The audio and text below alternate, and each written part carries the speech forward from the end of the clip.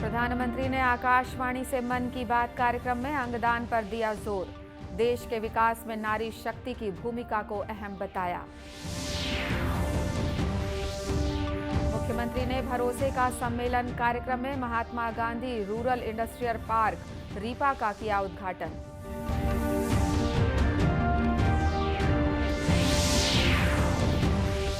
केंद्रीय स्वास्थ्य मंत्रालय ने कोविड, इन्फ्लुएंजा और गंभीर श्वसन संबंधी रोग के बढ़ते मामलों पर लोगों से सतर्क रहने को कहा।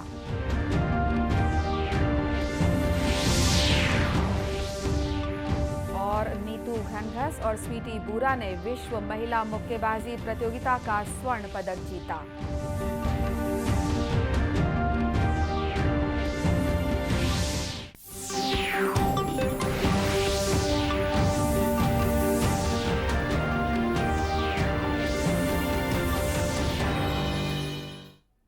नमस्कार, आप देख रहे हैं दूरदर्शन समाचार। मैं हूं अनुराधा दुबे। अब समाचार विस्तार से। प्रधानमंत्री नरेंद्र मोदी ने लोगों से अंगदान के लिए आगे आने की अपील की है। आज आकाशवाणी से मन की बात कार्यक्रम की 99वीं कड़ी में उन्होंने कहा कि ऐसे जरूरतमंद लोगों की संख्या काफी अधिक है जो अंगदान की प्रतीक्षा कर रहे हैं।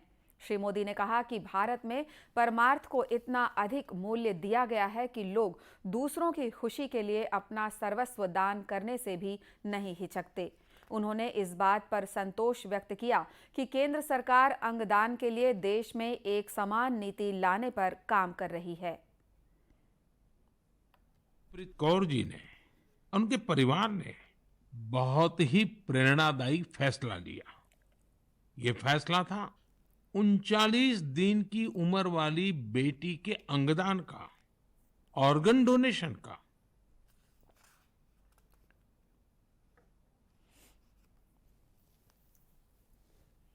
कार्यक्रम में प्रधानमंत्री ने अक्षय ऊर्जा के संबंध में कहा कि भारत सौर ऊर्जा के क्षेत्र में जिस गति से आगे बढ़ रहा है वो एक बड़ी उपलब्धि है। श्री मोदी ने कहा कि दीव भारत का ऐसा पहला जिला बन गया है जहां दिन की सभी जरूरतों के लिए केवल स्वच्छ ऊर्जा का उपयोग किया जा रहा है। सोलर प्रोजेक्ट से बिजली खरीद पर खर्च होने वाले करीब 52 करोड़ रुपए भी बचे हैं। प्रधानमंत्री ने नवरात्रि के अवसर पर कई प्रमुख महिलाओं की चर्चा भी की। उन्होंने कहा कि नए भारत के अभ्युदय में स्त्री शक्ति की बड़ी भूमिका है। उन्होंने कहा कि सुरेखा यादव ने वंदे भारत एक्सप्रेस की पहली महिला लोको पायलट बनकर इतिहास रच दिया है। शक्ति की उपासना का समय है। आज भारत का जो सामर्थ्य नए सिरे से निखर कर सामने आ रहा है, उसमें बहुत बड़ी भूमिका हमारी नारी शक्ति की है। हाल फिलहाल ऐसे कितने ही उदाहरण हमारे सामने आए हैं। आपने सोशल मीडिया पर एशिया की पहली महिला लोको पायलट सुरेखा यादव जी को जरूर देखा होगा। सुरेखा जी एक और कीर्तिमान बनाते हुए वंदे भारत एक्सप्रेस की भी पहली महिला लोको पायलट बन गई है। इसी महीने प्रोड्यूसर गुनीत मोंगा और डायरेक्टर कार्तिकी गोंजाल्विस, उनकी डॉक्यूमेंट्री एलिफेंट विस्परर्स ने ऑस्कर जीतकर देश का नाम रोशन किया है। प्रधानमंत्री ने एक भारत श्रेष्ठ भारत के संबंध में काशी तमिल संगमम की चर्चा भी की। काशी में आयोजित इस कार्यक्रम में काशी और तमिल क्षेत्र के बीच सदियों पुराने ऐतिहासिक और सांस्कृतिक संबंधों का जश्न मनाया गया। मुख्यमंत्री भूपेश बघेल ने भरोसे का सम्मेलन कार्यक्रम में Mahatma Gandhi rural industrial park RIPA का उद्घाटन किया। मुंगेली जिले के सरगांव में आयोजित कार्यक्रम में मुख्यमंत्री ने 731 करोड़ 54 लाख रुपए की लागत के 73 कार्यों का लोकार्पण और भूमि पूजन भी किया। साथ ही उन्होंने राजीव गांधी किसान न्याय योजना की चौथी किश्त के रूप में 23,23,000 किसानों के खाते में 1,793 करोड़ रुपए अंतरित किए। मुख्यमंत्री ने कार्यक्रम के दौरान बेरोजगारी भत्ता योजना के वेब पोर्टल का भी लोकार्पण किया। साथ ही छत्तीसगढ़ सामाजिक आर्थिक सर्वेक्षण 2023 का एप्लीकेशन लॉन्च किया। इस अवसर पर मीडिया से बातचीत में मुख्यमंत्री ने कहा कि रीपा का उद्देश्य ग्रामीण युवाओं और महिला समूहों में उद्यमिता को प्रोत्साहित करना है। उन्होंने बताया कि प्रदेश के विभिन्न स्थानों में रीपा के 278 मल्टी एक्टिविटी सेंटर खोले गए हैं। का सम्मेलन था और इसमें जो बजट में जो कुछ मिला है, पूरे प्रदेश में उत्साह का संचार हुआ है। किसानों में चाहे छात्र हो जो आश्रम छात्रावास में रहते हैं, उसके भी स्कॉलरशिप में वृद्धि हुई है, उसके भोजन की भी में वृद्धि हुई है। निराश्रितों के भी 550, फिर मितानिन है, सहायिका है, कार्यकर्ता है, सबके में वृद्धि हुई है। और सबसे बड़ी वृद्धि किसानों के जो 15 क्विंटल से 20 क्विंटल करने की मांग प्रति एकड़ किया गया था, उसे आज पूरा किया गया है। बेरोजगारी भत्ता के भी आज हमने वेब पोर्टल लॉन्च किया है और सर्वे का भी जो आर्थिक रूप से सामाजिक रूप से कमज़ोर लोग हैं, उसका भी आज शुरुआत हुई है। इस अवसर पर मुख्यमंत्री ने वीडियो कॉन्फ्रेंसिंग के जरिए कबीरधाम, बेमेतरा और कोंडागांव जिले के अलावा विभिन्न जिलों में भी रीपा का उद्घाटन किया। केंद्रीय स्वास्थ्य मंत्रालय ने राज्यों और केंद्र शासित प्रदेशों से कोविड, इन्फ्लुएंजा और गंभीर श्वसन संबंधी रोग के बढ़ते मामलों पर कड़ी निगाह रखने को कहा है।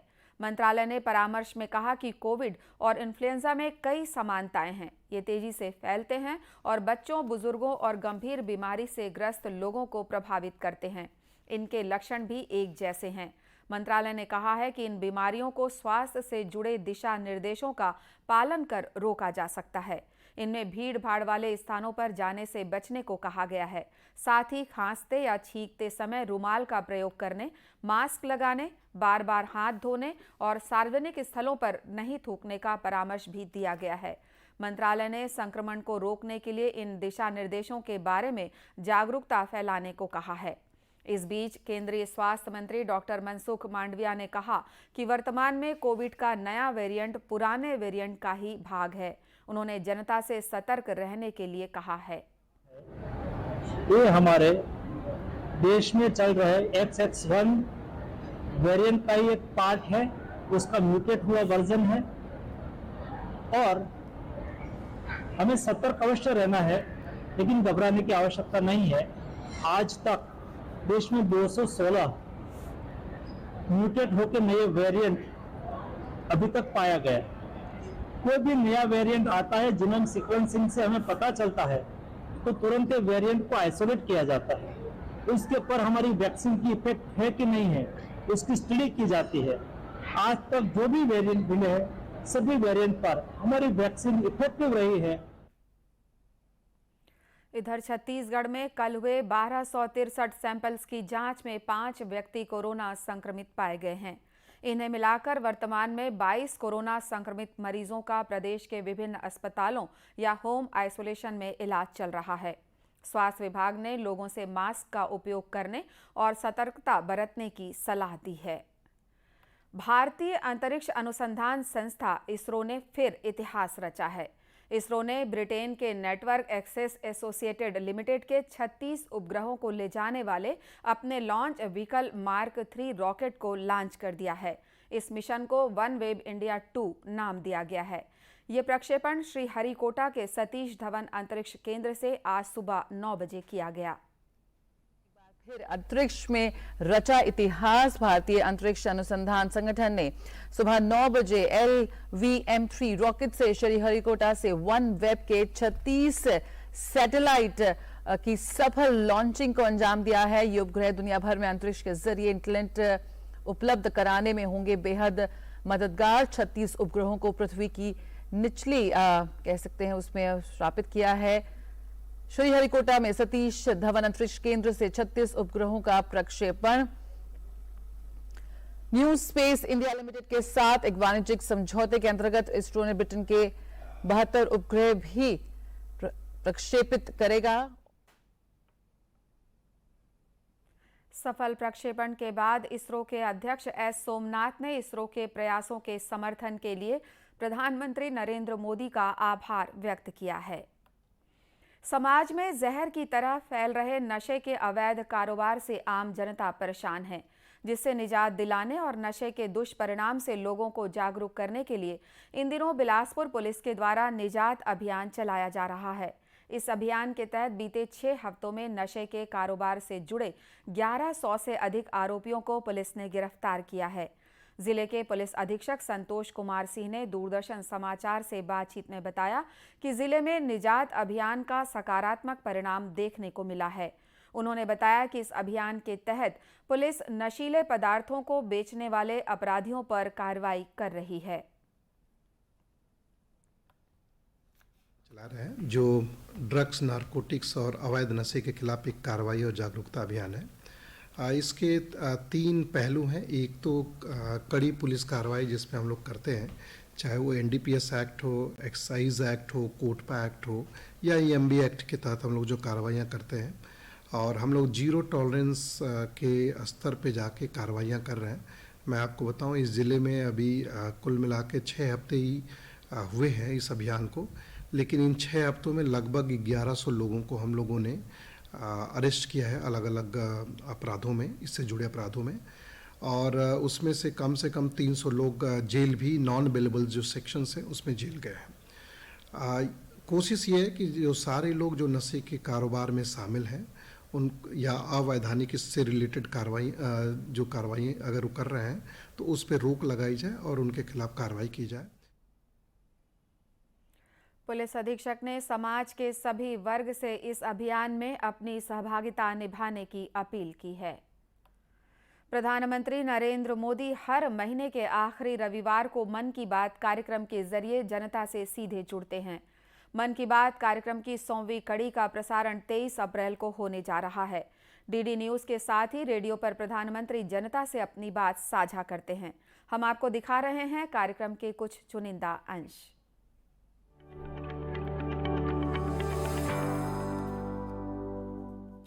जब मैं लेटेस्ट एम टू इनोवेट कहता हूं तो मेरा एम का मतलब है अटल इनोवेशन मिशन। नीति आयोग के द्वारा अटल इनोवेशन मिशन को बढ़ावा दिया जा रहा है। एक इरादा है कि इस एम के द्वारा, अटल इनोवेशन मिशन के द्वारा पूरे देश में एक इकोसिस्टम तैयार हो। इनोवेशन, एक्सपेरिमेंट, एंटरप्रेन्योरशिप, ये एक सिलसिला चले और उससे नए रोजगार की संभावनाएं भी बढ़ने वाली हैं। हमने नेक्स्ट जनरेशन इनोवेटर्स अगर तैयार करने हैं तो हमारे बालकों को उसके साथ जोड़ना पड़ेगा।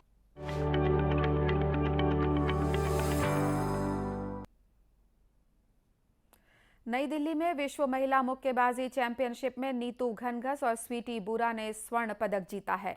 48 किलो भार वर्ग के फाइनल में नीतू ने मंगोलिया की एल्टेंट सेटसेग लुसाई खान को 5-0 से हराकर खिताब जीता।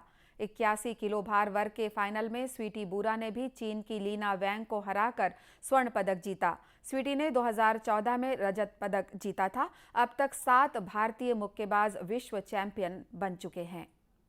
रच दिया है। नीतू ने 48 किलोग्राम भार वर्ग में देश के लिए स्वर्ण जीतने में सफलता पाई। फाइनल मुकाबले में नीतू ने मंगोलिया की मुक्केबाज लुत्साई खान अल्टान सेटसिक को चारों खाने चित करके स्वर्ण पदक अपने नाम किया। नीतू ने अपने बाकी मुकाबलों की तरह इस मुकाबले में भी खुद को एग्रेसिव मोड पर आगे बढ़ाया। उनकी आक्रामकता के आगे विरोधी मुक्केबाज जमीन तलाशती नजर आई। भिवानी की 22 वर्षीय मुक्केबाज नीतू ने आक्रामक शुरुआत की। पहले राउंड में वह 5-0 से आगे थी। दूसरे राउंड में उन्होंने सीधे मुक्के जड़े। अल्टान सेटसिग ने जब जवाबी हमला किया तो इस भारतीय मुक्केबाज ने अपनी प्रतिद्वंदी से अच्छा बचाव किया। अंतिम राउंड में नीतू ने दूर से शुरुआत की और वह अपनी रणनीति में बदलाव करते हुए फिर करीब से खेलने लगी। इस दौर में भारतीय मुक्केबाज हावी नजर आई। अंत में उन्होंने 5-0 से जीत हासिल करके प्रतियोगिता में देश के लिए स्वर्ण पदक जीत लिया। नीतू के स्वर्ण जीतने के कुछ समय बाद ही स्वीटी बुरा ने स्वर्ण पदक जीत लिया। स्वीटी ने 81 किलोग्राम वेट कैटेगरी के फाइनल में चीन की वोंग ली को 4-3 से हराया। मैच खत्म होने के बाद रिव्यू का फैसला आने तक नतीजे के लिए इंतजार करना पड़ा, लेकिन स्वीटी अंत में विजेता रही और भारत को स्वर्ण पदक दिलाया। मुकाबला शुरू हुआ और स्वीटी ने पहले राउंड से आक्रामक खेल दिखाया। पहले राउंड के बाद 3-2 से आगे थी। दूसरे राउंड में चीनी मुक्केबाज ने उन्हें काफी परेशान किया और स्वीटी जमीन पर भी गिरी। हालांकि दूसरे राउंड के बाद भी वह 3-2 से आगे रही। तीसरे राउंड में कांटे की टक्कर हुई। तीसरे राउंड के बाद फैसला रिव्यू के लिए गया। यहाँ पर भी स्वीटी के पक्ष में नतीजा आया और भारत को प्रतियोगिता में दूसरा स्वर्ण पदक मिल गया।